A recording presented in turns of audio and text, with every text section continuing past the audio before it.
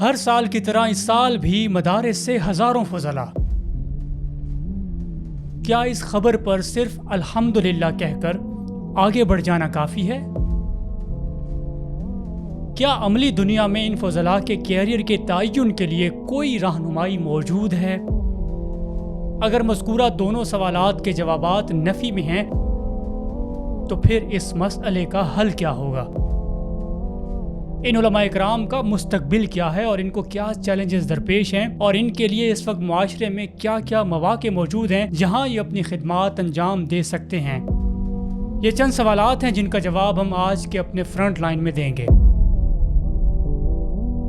یوں تو علماء اکرام کو کئی چیلنجز درپیش ہیں، مگر چند اہم چیلنجز کو ایک نظر دیکھ لیتے ہیں جن کی وجہ سے علماء اکرام احساس کمتری کا شکار ہوتے ہیں اور گراں قدر خدمات انجام نہیں دے پاتے یا اپنے مستقبل اور عملی زندگی کے لیے کسی واضح رخ کا تعین نہیں کر پاتے۔ اس مسئلے کا سبب اور بنیادی محرکات کیا ہیں؟ سب سے پہلا مسئلہ عصری علوم اور جدید سکلز کی کمی۔ بہت سے فضلاء مضبوط دینی بنیاد رکھتے ہیں لیکن جدید علوم جیسے social sciences, finance, technology, economics یا ریسرچ ورک سے عملی شناسائی نہیں ہو پاتی، جس کے باعث وہ بدلتی دنیا کے سوالات کا ہمہ گیر جواب دینے میں مشکل محسوس کرتے ہیں۔ دوسرا مسئلہ ہے انگریزی اور بین الاقوامی زبانوں میں کمزوری۔ عالمی سطح پر علمی مکالمہ، ریسرچ اور پالیسی سازی زیادہ تر انگریزی میں ہو رہی ہے، مگر زبان پر گرفت نہ ہونے کی وجہ سے علماء عالمی فورمز، جرنلز اور اداروں تک مؤثر رسائی حاصل نہیں کر پاتے۔ تیسرا مسئلہ ہے ڈیجیٹل میڈیا اور سوشل میڈیا کے چیلنجز۔ سوشل میڈیا پر دین، تاریخ اور اسلامی تعلیمات سے متعلق غلط معلومات تیزی سے پھیل رہی ہیں، لیکن بہت سے علماء ڈیجیٹل پلیٹ فارمز کے مؤثر استعمال، الگوریدمز اور جدید کمیونیکیشن کے اسلوب سے ناآشنا ہیں۔ روزگار اور معاشی عدم تحفظ۔ فارغ التحصیل ہونے کے بعد مستحکم روزگار کے مواقع محدود ہوتے ہیں۔ دینی خدمات کے ساتھ معاشی خود کفالت کا ایک بڑا مسئلہ بن چکا ہے، جس سے نوجوان علماء ذہنی دباؤ کا شکار ہوتے ہیں۔ پھر ایک اور ایشو معاشرے میں علماء کے کردار کے حوالے سے محدود تصور کا ہے۔ اکثر علماء کو صرف مسجد، مدرسہ یا ممبر تک محدود سمجھا جاتا ہے، جبکہ تعلیم، میڈیا، ریسرچ، پالیسی میکنگ اور سماجی قیادت میں ان کے کردار کو پوری طرح تسلیم نہیں کیا جاتا اور نہ ہی ہم خود اسے تسلیم کروانے کے لیے کوئی خاطر خواہ جدوجہد کرتے ہیں۔ اس کے علاوہ جدید فکری اور سائنسی سوالات کا سامنا کرنا بھی ہمیشہ ایک مشکل مرحلہ رہا ہے۔ آرٹیفیشل انٹیلیجنس ہو، بائیو ٹیکنالوجی ہو، میڈیکل، ڈیجیٹل کرنسی اور جدید معیشت جیسے موضوعات پر واضح اور مدلل دینی رہنمائی دینا آج کے عالم کے لیے ایک نیا امتحان ہے۔ اس کے علاوہ روایتی طرز تعلیم میں ریسرچ سوال اٹھانے، تنقیدی مطالعے پر کم توجہ دی جاتی ہے، جس کے باعث فضلاء علمی تحقیق اور جدید علمی مباحث میں پیچھے رہ جاتے ہیں۔ پھر بین الاقوامی کانفرنسز ہو، تھنک ٹینکس ہوں اور پالیسی فورمز میں مسلم علماء کی موجودگی وہ بھی ایک محدود طرح سے ہے، جس سے اسلامی نقطہ نظر عالمی سطح پر مؤثر انداز میں پیش نہیں ہو پاتا۔ اس کے علاوہ خاندان، نوجوانوں کے مسائل، ذہنی صحت، ڈیجیٹل کلچر اور سماجی تبدیلیوں پر بر وقت اور قابل فہم دینی رہنمائی فراہم کرنا ایک مسلسل چیلنج بنتا جا رہا ہے۔ بہت سے مدارس میں نصاب مضبوط ہونے کے باوجود جدید دور کے تقاضوں، عملی مہارتوں اور بین الضابطہ تعلیم سے ہم آہنگی کم ہے، جسے پورا کرنا وقت کی اہم ضرورت بن چکا ہے۔ یہ وہ تمام چیلنجز ہیں جو نئے علماء اکرام کو درپیش ہیں۔ اگر ان چیلنجز پر قابو پا لیا جائے تو علماء اکرام انقلاب برپا کر سکتے ہیں۔ اگر مدارس نے وقت کے تقاضوں کو مد نظر رکھ کر اپنے نصاب تعلیم کو بہتر بنا لیا تو ان کے لیے معاشرے میں آج بھی بہت سے مواقع اس وقت موجود ہیں جہاں وہ اپنی خدمات بہت ہی بہتر انداز میں سر انجام دے سکتے ہیں اور معاشرے میں بھرپور انقلاب برپا کر سکتے ہیں۔ اب ان مسائل کا حل کیا ہے؟ کیا ہو سکتا ہے؟ آئیے کچھ اس کے اوپر بات کر لیتے ہیں۔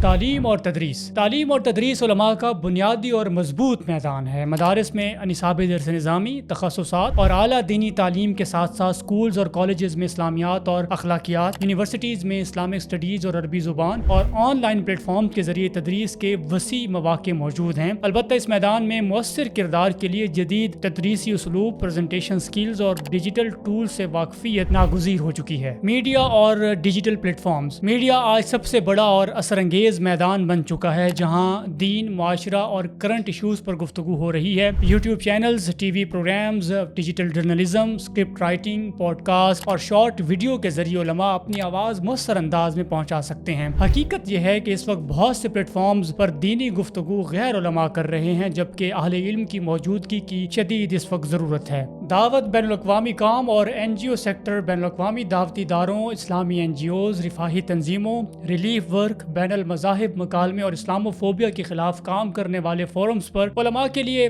اہم مواقع موجود ہیں۔ اس میدان میں کامیابی کے لیے دینی فہم، ساتھ میں عالمی حالات، بین الاقوامی زبان خصوصاً انگریزی اور عالمی سوچ سے واقفیت ضروری ہے۔ اسلامک بینکنگ اینڈ فائنانس اور حلال انڈسٹری۔ اسلامک بینکنگ، تکافل، شریعہ ایڈوائزری، حلال فوڈ سرٹیفکیشن اور بزنس کنسلٹنسی جیسے شعبوں میں علماء کی مانگ جو ہے وہ مسلسل بڑھ رہی ہے۔ یہ وہ میدان ہے جہاں علم، عزت، روزگار تینوں ایک ہی جگہ آپ کو مل جائیں گے، بشرطے کہ فقہی مہارت کے ساتھ ساتھ جدید معاشی نظام کی بھی سمجھ آپ کو ہونی چاہیے۔ عدلیہ، فتویٰ اور شریعہ سروسز۔ دارالفتہ خاندانی تنازعات میں ثالثی، شرعی کنسلٹنسی، نکاح، طلاق اور وراثت سے متعلق معاملات، اسلامی قانون کی تحقیق ایسے شعبے ہیں جو بظاہر کم نمایاں ہیں مگر نہایت مضبوط اور دیر پا اثر رکھتے ہیں۔ معاشرے میں درست شرعی رہنمائی کے لیے یہ میدان ہمیشہ ناگزیر رہے گا۔ ریسرچ، تھنک ٹینکس اور پالیسی لیول۔ دینی اور فکری ریسرچ انسٹیٹیوٹس، اسلامی تھنک ٹینکس، نصاب سازی، ریاستی اداروں میں مشاورت اور قانون سازی میں اسلامی پہلوؤں پر کام کرنے کے مواقع علماء کے لیے خاموش مگر نہایت اثر انگیز کردار ادا کرنے کا ذریعہ ہیں۔ یہاں شور نہیں ہوتا مگر فیصلوں کی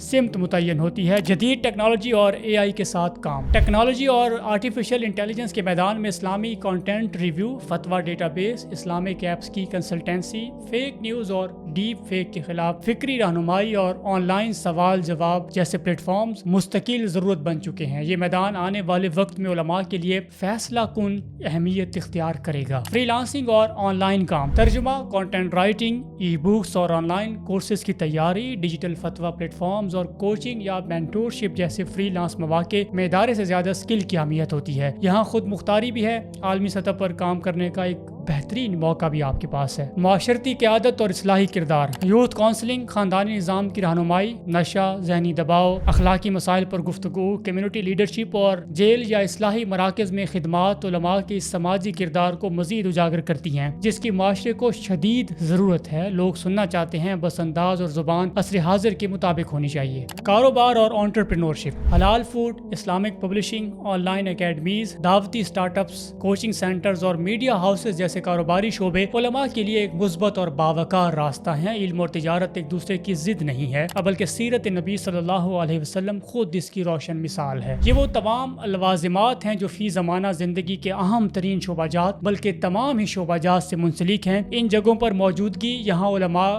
دینی طبقے اور نظریاتی لوگوں کی نمائندگی کا مطلب دین سے علیحدہ رہ کر کوئی کام کرنا نہیں ہے بلکہ یہاں بھی دین کی درست تعلیمات پہنچانا دین کی خدمت ہی کا ایک ذریعہ ہے۔ الحمدللہ جامعۃ الرشید کی کاوشیں اس حوالے سے قابل قدر ہیں جہاں فاضل ہونے والے طلباء کی دلچسپیوں، صلاحیتوں اور مستقبل کے عزائم کو مد نظر رکھ کر انہیں مختلف عملی کیریئر تجویز کیے جاتے ہیں تاکہ وہ معاشرے میں کارآمد فرد اور دین کا نمائندہ بن کر زندگی بسر کر سکیں۔ اسی پر اکتفا نہیں ہوتا بلکہ الومنائی ایسوسی ایشن کے منظم نظام کے تحت تمام فضلاء کی زندگی اور ان کے کارکردگی سے باخبر رہنا بھی اس کام کا حصہ ہے۔ اور جامعۃ الرشید کی جانب سے اپنے طلباء کو اس موضوع پر دی گئی آگہی خود ان طلباء کو بھی ہمہ وقت مستعد رکھتی ہے۔ یقیناً جامعۃ الرشید کا یہ اقدام امید کی ایک کرن ہے جسے عام ہونا چاہیے تاکہ یہ ہزارہ فضلاء بہت بہتر انداز میں دین متین کی خدمت کر سکیں اور ملک و ملت کی باغ دوڑ سنبھال سکیں۔ اس فکر مندی میں خود فضلاء کی شمولیت بھی ضروری ہے کہ وہ اپنے کیریئر، اپنی پسند ناپسند اور اپنی صلاحیتوں کو پہچان کر بر وقت اور بھرپور محنت کریں تاکہ ایک روشن مستقبل ان کا استقبال کرے۔ اور درویش کی صدا کیا ہے؟